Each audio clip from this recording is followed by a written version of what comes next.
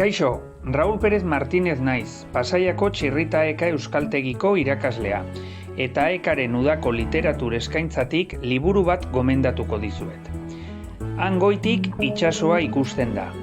Hori da liburuaren izenburua. Berez, ez da liburu berria, Julen Gabiria idazle bizkaitarrak 2004an kaleratu baitzuen. Dena dela, inoiz ez da berandu liburu bat irakurtzeko, ez da?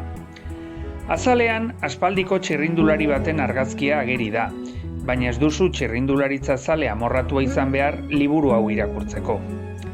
Italiara eramango zaitu liburuak, Bigarren Mundu Gerraren garaira zehazki.